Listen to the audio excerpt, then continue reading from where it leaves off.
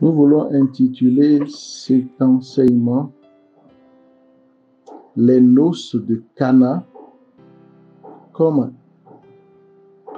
événement, manifestation, épiphanie du dessein de Dieu, de la mission de Jésus et l'épiphanie de sa gloire. Donc le dessein de Dieu s'est révélé dans l'événement des noces de Cana, ainsi que la mission et la gloire de Jésus. Dieu a un grand dessein sur notre humanité, un dessein extraordinaire, et nous le remercions pour cela.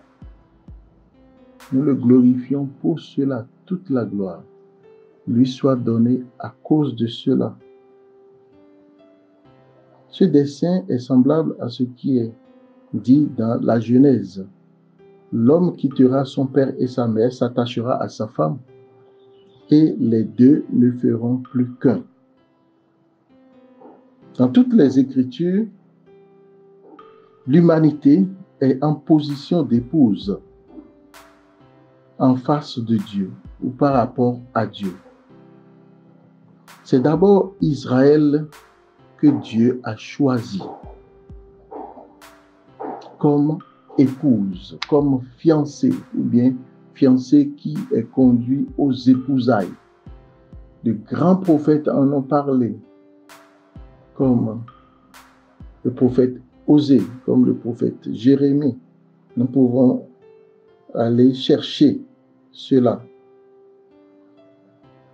L'événement des noces de Cana est justement prophétique dans le sens de l'épiphanie, de la manifestation d'un dessein divin caché de toute éternité, mais qui commence par se réaliser.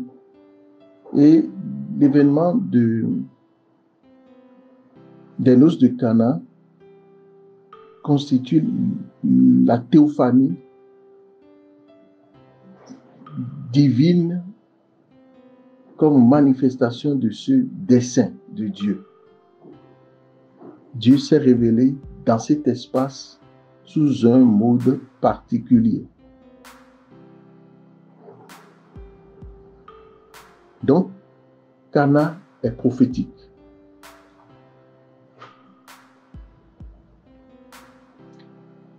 L'événement de Cana dit ainsi, d'une manière silencieuse, que Dieu est en train de s'unir comme époux à son peuple, à l'humanité pour toujours. Cana, c'est la fête des noces de Dieu et de l'humanité. Cana, c'est l'union en un de Dieu, en Jésus, et par Jésus, à l'humanité représentée par l'Église. Ce sont les noces de Dieu et de l'humanité. Cette union est déjà réalisée. L'union qui s'annonce ainsi est déjà réalisée dans la personne du Verbe, quand il est descendu des hauteurs célestes, des trônes célestes, dans le sein de la Vierge Marie. Dans la personne humaine et historique de Jésus de Nazareth, l'humanité et la divinité se sont déjà unis une fois pour toutes, se sont embrassés une fois pour toutes. Ils ne se sépareront plus jamais, parce que Dieu s'est fait homme. L'unité se réalise et se renouvelle chaque fois dans l'Eucharistie, c'est-à-dire la matière de notre côté s'unit au divin et les deux forment le corps du Christ. Dans l'Eucharistie, c'est la matière. C'est même plus grand que l'humanité tout court. C'est tout le cosmos. Le pain et le vin qui sont présentés viennent de la vigne et du blé. La vigne et le blé qui est le fruit du travail de l'homme, de la transpiration de l'homme, arrosé par les vents, arrosé par le soleil, planté sur la terre, entretenu par le travail et la sueur de l'homme. Tout le cosmos et l'homme à la tête s'unit au divin pour devenir corps du Christ. C'est un mariage extraordinaire. Saint François d'Assise dira, frère, chaque jour, le Fils éternel de Dieu descend du trône céleste dans les mains du prêtre. Il devient nourriture devant nous. Chaque jour, le mystère de l'incarnation du Verbe se renouvelle à nos yeux. Et en même temps, quand nous prenons le corps du Christ, nous nous unissons. Saint Augustin va dire justement que cette nourriture que nous prenons n'est pas transformée en nous, mais c'est nous qui sommes transformés en cette nourriture. Donc c'est une union, une communion extraordinaire entre le divin et l'humain. Et tout ça est déjà annoncé dans le mariage de Cana. L'unité est en devenir eschatologique, c'est-à-dire est en cours de réalisation jusqu'à la fin des temps, ou du moins à la fin des temps, à la fin de chacun. Cette unité serait complète. Comme le dira Saint Paul, Dieu serait tout en tous. 1 Corinthiens 15, 28. Saint Paul dit Dieu serait tout en tous. Ce qui est arrivé à Cana, à la plénitude de son accomplissement, à la fin des temps, quand Dieu serait tout en tous. C'est justement la prière de Jésus de Nazareth vers la fin de sa mission. Quand il priait, dans sa prière sacerdotale selon l'évangile de Saint Jean, au chapitre 17, il aspirait à quelque chose comme conclusion de sa mission. Il disait, Père, qu'ils soient un, comme nous sommes un, moi en eux en moi, afin qu'ils soient parfaitement un.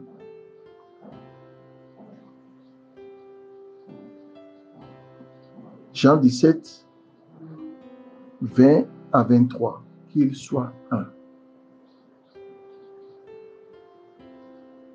C'est les épousailles qui sont célébrées à Cana. On n'a pas entendu le nom de celui qui se marie, ou de ceux qui se marient, ni le nom de l'époux, ni le nom de la femme. Mais on a vu un homme et une femme avec des disciples. Il s'agit de Jésus et de Marie, qui est même là, mère de l'Église, modèle de l'Église, accomplissement de l'Église, espérance de l'Église, représentante de l'Église. Le miracle s'est produit par l'intercession de la Vierge Marie. Jésus avait dit à la Vierge Marie, que son heure n'était pas encore venue. Mais Marie ne lui a rien répondu. Marie est partie seulement parler aux disciples. Le Fils, en disant cela, nous rappelle que dans sa mission, il ne reçoit pas des hommes des ordres. Il reçoit des ordres seulement de son Père. Et Marie, qui gardait tous ces événements dans son cœur, s'est retirée tout simplement. Qu'est-ce qu'elle a fait dans le silence? Elle se serait certainement référée au Père. Et le Père aurait donné l'ordre au Fils. Et l'heure qui n'est pas encore venue s'est précipitée d'être sonnée. L'heure a sonné tout de suite. Le miracle s'est produit après quelque temps. Et l'évangéliste Jean, au chapitre 2, verset 11 dit, « Tel fut à Cana en Galilée le premier des miracles que Jésus a fait. Il a manifesté sa gloire et ses disciples crurent en lui. » À cet instant, nous voulons remettre entre les mains de la Vierge Marie notre vie, surtout l'accomplissement du dessein de Dieu sur notre vie, l'accomplissement de la mission que Dieu nous a donnée, que nous ne comprenons peut-être pas, qui prend du temps à advenir ou à se manifester, à se révéler. Comme dit Saint Paul, le monde est en souffrance en attendant la manifestation des fils de Dieu, ce que Dieu a mis en nous. Peut-être que cela prend du temps à se manifester et à se réaliser. Et comme la Vierge Marie a joué un rôle capital dans la vie de Jésus, et Jésus lui-même a perçu que c'est le kairos, c'est-à-dire ce moment-là, c'est l'instant de la grâce de Dieu. Dans ce que cette femme est venue lui dire, ce qu'il a perçu, que nous puissions percevoir, surtout dans l'accomplissement de notre vie, ce qui tarde à venir, ce qui prend du temps à venir, ce qui marche lentement comme des escargots, des tortues, ce que nous devons être et qui n'arrive pas, tout ce qui lambine dans notre existence. Nous voulons remettre cela dans les mains de la Vierge Marie pour qu'elle nous obtienne la grâce de l'heure qui doit sonner, le glas, l'heure qui doit sonner et qui prend du temps à sonner, ce que l'ennemi a volé peut-être.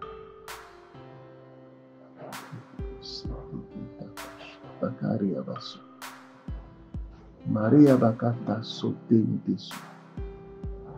Rekata sete rabashi bakanta. Sote riabashi. Bakinta riabaosu.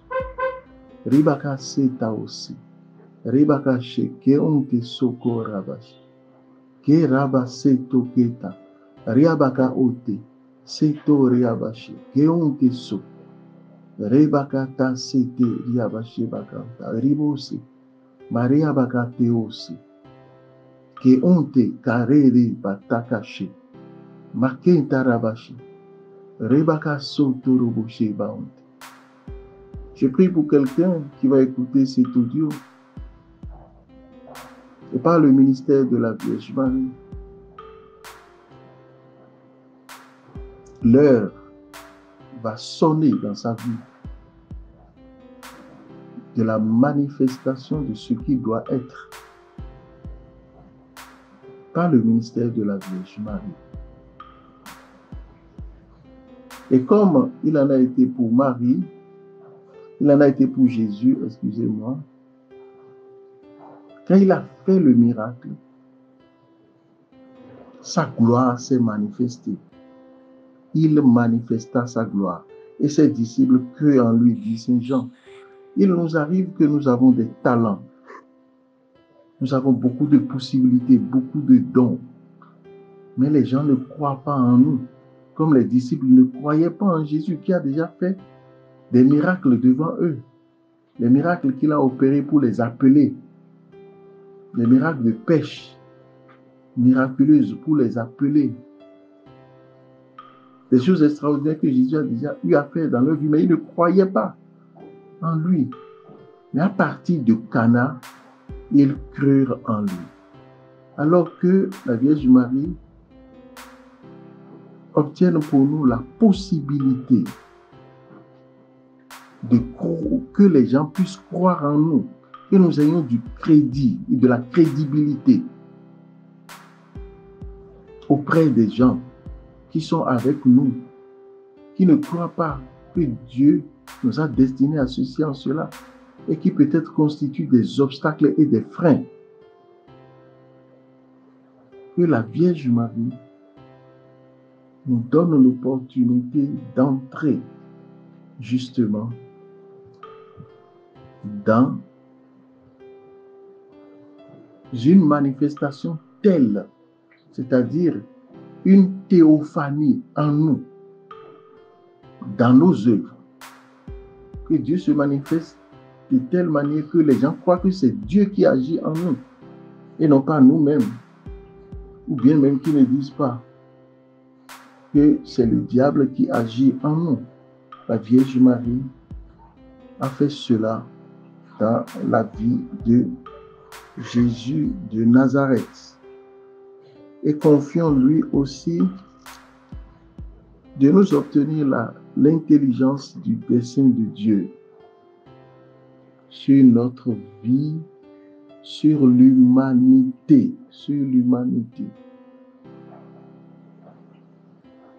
Dieu veut être un avec nous, comme l'homme et la femme sont un. C'est le rêve de Dieu. C'est le désir de Dieu. Accueillir en lui, embrasser l'humanité, s'unir à l'humanité. Voilà ce que nous dit Cana. Voilà ce qui se réalise chaque fois dans l'Eucharistie. Que Dieu nous en donne la grâce, que nous puissions comprendre et que nous puissions vivre, que nous sommes le tabernacle du Dieu vivant. Comme la Vierge Marie marchant vers sa cousine Élisabeth vers la maison de Zacharie, elle porte en elle Dieu qui est en train de devenir homme. Elle était enceinte de Dieu. Elle était une avec Dieu. Et quand elle est entrée dans la maison de Zacharie, voilà l'effusion du Saint-Esprit dans la maison. Et cette effusion a même touché Jean-Baptiste qui est dans le sein de Marie et dans le sein d'Élisabeth. Que Dieu nous en donne la grâce. Que Dieu vous bénisse.